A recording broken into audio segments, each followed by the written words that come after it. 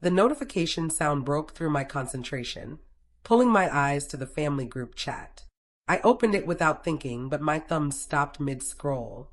A strange, hot rush spread from my chest to my fingertips as I stared at the screen. There they were, my sister Natalie, her daughter Olivia, my parents, even cousins I hadn't seen in years. All of them wearing matching pink t-shirts with #FamilyFirst splashed across the front. Pink balloons floated behind them. A recovery party. A party for Olivia's successful surgery. The $16,000 surgery I had paid for. The party I hadn't even been invited to. When I'd asked about visiting Olivia, Natalie's reply had been short and sharp. Welcome to revenge with Lyra. She needs positive energy only. Okay, please don't come. No thank you, no sorry. Just that. This after I'd emptied my savings account to save her child's life. My name is Paige.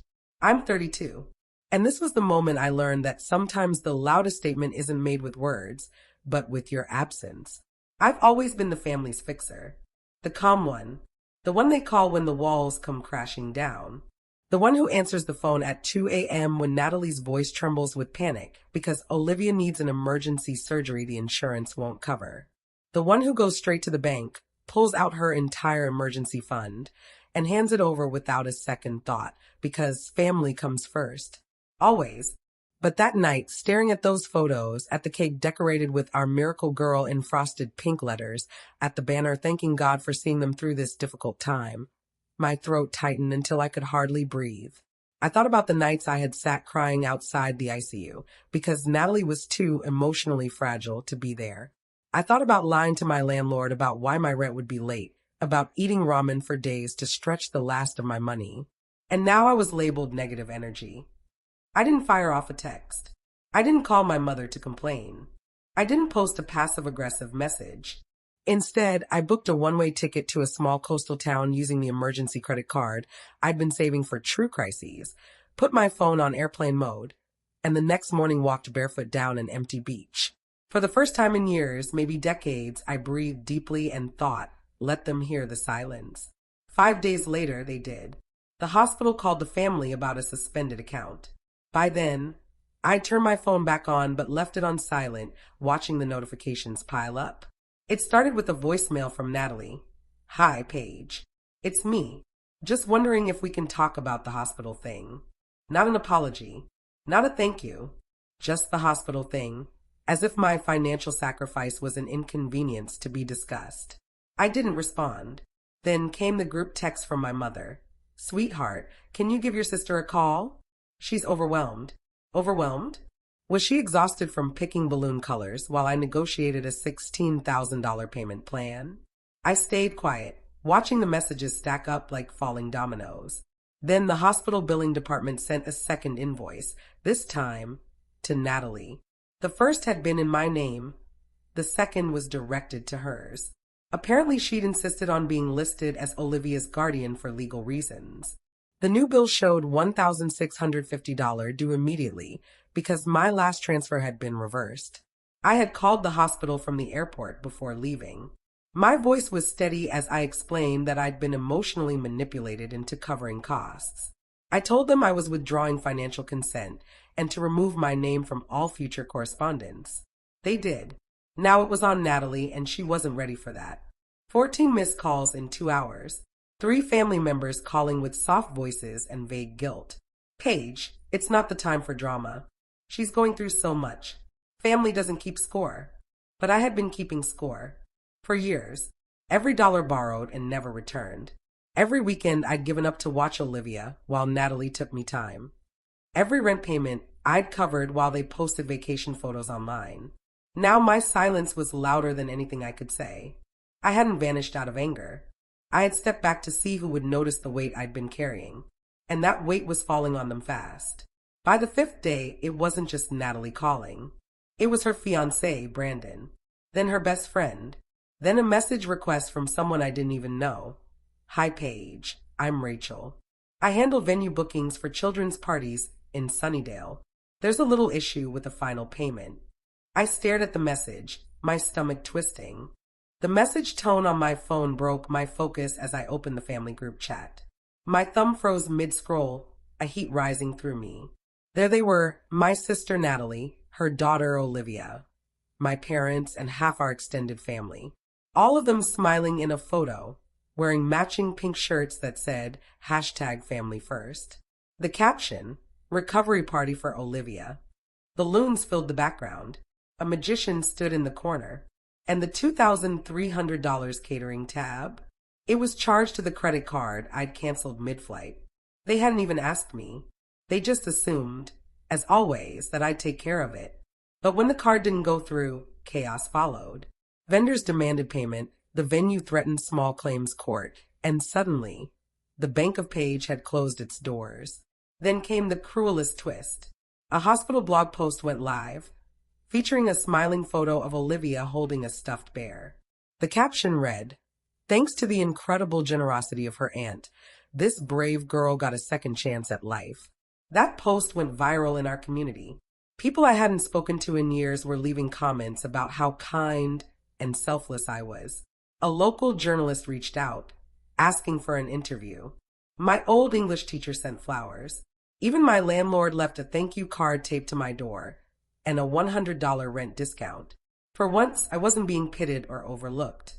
I was being praised. And Natalie? She was furious. Every comment online praised me. Not her, not our parents. Me. When she called, her voice was shaky. "You made me look like a bad mother." I stayed calm. "You did that all on your own." Then she said something I'd never heard from her in my entire life. "Please help me." 2 days later, I flew home. I needed the time away, but I wasn't ready to deal with them. I checked in with my landlord, unpacked, tried to breathe. I thought maybe the chaos had ended. I was wrong. When I opened my mailbox, I found a thick envelope. My name under the harsh glow of the kitchen light. Paige Sutton, defendant. Case number 8429, CV. Filed by Natalie Sutton. She was suing me for emotional damages and financial sabotage. She claimed I'd broken a verbal agreement to cover expenses and caused public embarrassment and mental distress. Reading it, I didn't feel fear. Just an old, bitter recognition. This was who they were, manipulation wrapped in concern, selfishness dressed up as family. I reached out to a women's legal aid clinic I found online.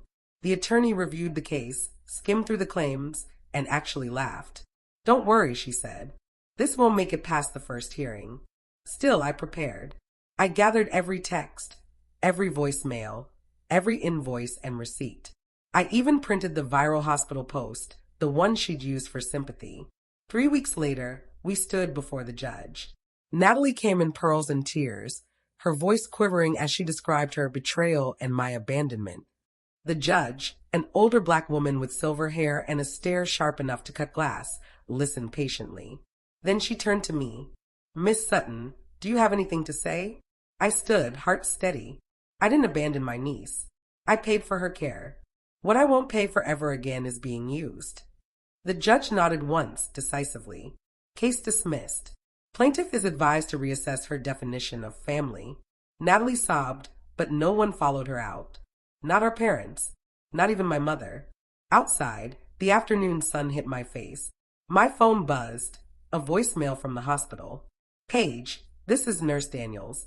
I don't know what you did, but Olivia's recovery is ahead of schedule. She keeps asking when she'll see you again."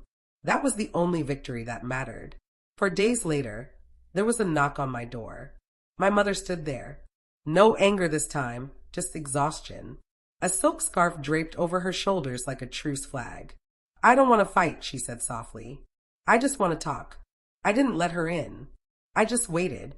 She reached into her purse and pulled out a folded paper. "I didn't mean for it to go viral," she said, handing it to me. It was a printout of a GoFundMe campaign, with my name, my photo, and my story. Over $12,000 raised. Without my knowledge. "You used me," I said quietly. "It was for Olivia," she argued.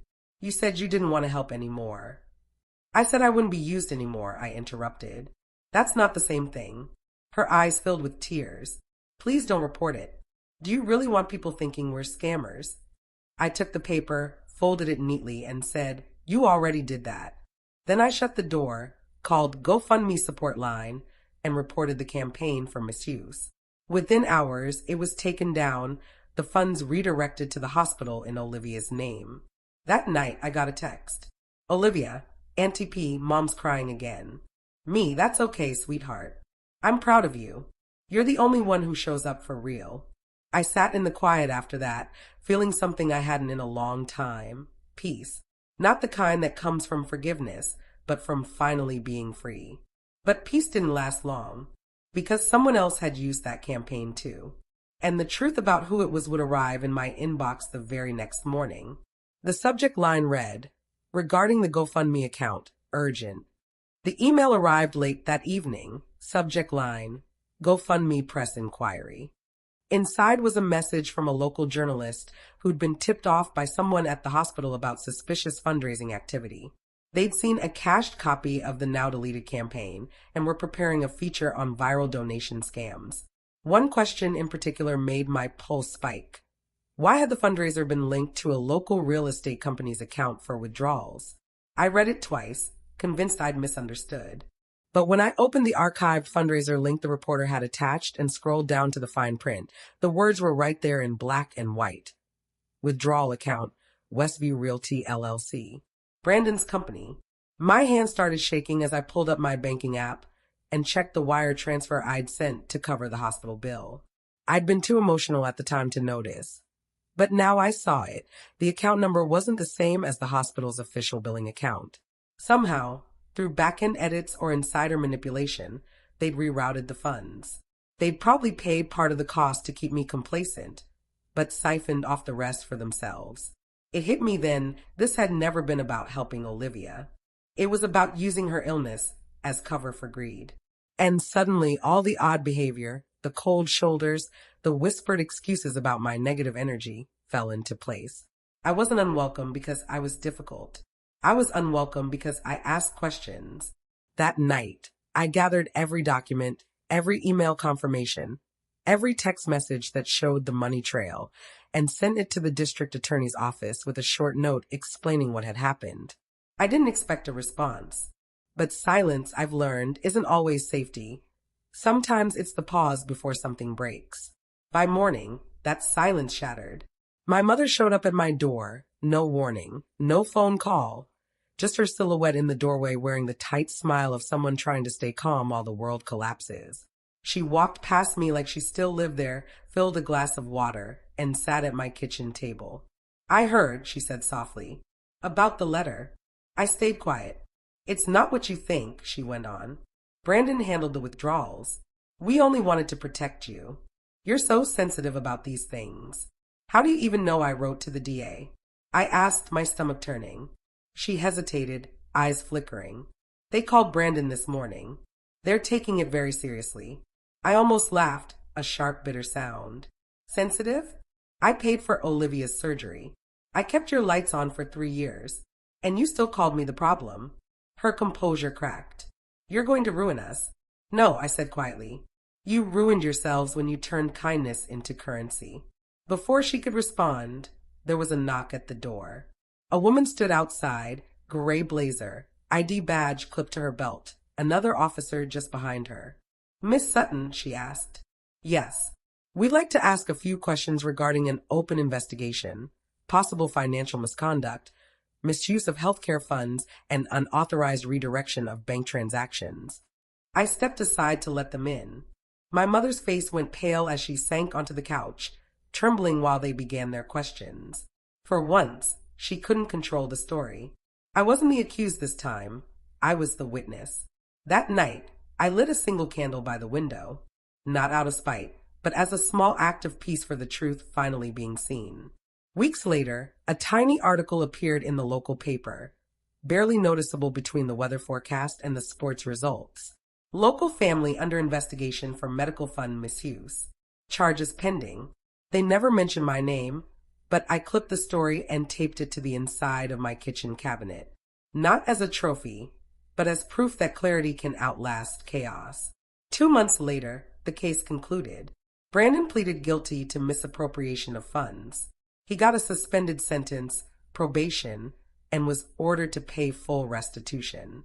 Natalie filed for divorce soon after, finally seeing what had been in front of her all along.